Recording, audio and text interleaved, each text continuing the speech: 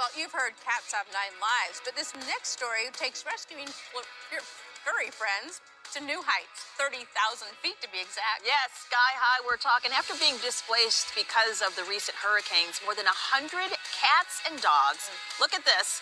They were all sizes. They were special passengers as well on that Southwest Airlines flight, taking them to Milwaukee. All of those pets looking for a second chance at a forever home. And take a look at one pilot who couldn't resist adopting one of these adorable passengers on his flight. Here we are asking, hopefully finding these animals their forever home and help them, and figured, step up and take that step and then do it ourselves. So we decided to adopt Avery. My wife said that she knew that when I accepted this trip that I'd probably going to come home with some sort of animal. She thought it was going to be a dog, but we now have another cat in the household, and hopefully she's going to be done riding in crates for a while. Oh, that is precious. Yeah, so that's Southwest Airlines Captain Matt Prebish, who flew these displaced cats and dogs out of the hurricane's wreckage. Matt is actually with us now, and he's joined by his newest family member, Avery. Thanks so much for both of you being here. Now, I understand the name's Avery, but that might be changing, Matt. Good morning. Hey, good morning. So the name is in flux at this point. So our son likes the name Scratch, and you can kind of figure out why that may be. But also for the first name probably be Mayday. Oh, that's great. I love that. So, Matt, share with us how you actually started volunteering to save these animals that are impacted by the recent hurricanes.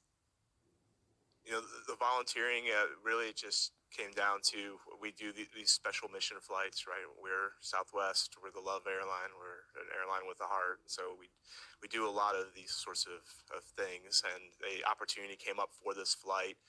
My boss was saying we're looking for volunteers, and myself and another pilot said, hey, we're happy to do it. That's awesome. We're looking at video right now of some of those precious pets being loaded onto the aircraft. I fly with my dog all the time. What's it like for you as a pilot flying these precious pets, hopefully to their new forever homes? And how do the animals actually do during that flight? There's a precious picture of you in the cockpit with Avery. We just love that picture. But what's it like as a pilot being able to do this and carrying, there's the video right there. I love, this is just so beautiful. Great shot there.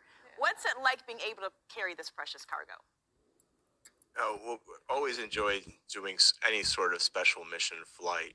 And this flight in particular, everybody kind of going into it knew that this was going to, pull at our hearts a little bit. I think everybody kind of planned out, had an idea of, hey, what animal are you going to adopt? What type of animal are you going to adopt? We kind of had that conversation in a joking way. Didn't actually expect it to actually occur, but I guess it was just kind of foreshadowing. But it's always a great time. The animals were great passengers. Everybody was pretty well behaved. And we got them over to Milwaukee with a pretty routine flight overall. Maybe the airplane needs a little bit of a cleaning afterwards. Yeah. There were a lot of animals, like you said, on that flight. How did you know, and when did you know that Avery was the one that was going to be part of your family? And how's she adjusting to her new home? Yeah, so when we landed in Milwaukee, we had to kind of do that pilot stuff as we were getting into Milwaukee, because there was a weather system that was approaching. So once we were on the ground, the weather system arrived and there was some lightning. So we could not offload our precious cargo right away. So we sat on the ramp for about an hour waiting for the storm to pass. And in doing so, went in the back cabin, and there was this little kitten who was in the crate, kind of really pushed up against the side, like trying to really get out.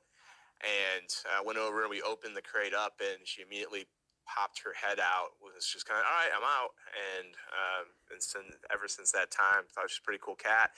Mentioned something about, hey, could we adopt? And they said absolutely. So I called my wife Tally and said, hey, what do you think about a cat? She was a little surprised. I'm more of a dog person, frankly, but she said yes, and we ended up adopting little Avery. Well, we're so glad that we Amazing. could be part of Avery's story. Is she there? Can we see her? There she is, Oh. Avery, aka There she Scratch. is.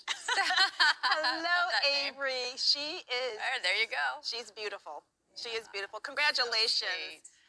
Matt, thank you so much for sharing your story and hopefully inspiring more people to adopt some furry friends who need a home desperately. And Avery, good morning to you, precious little girl.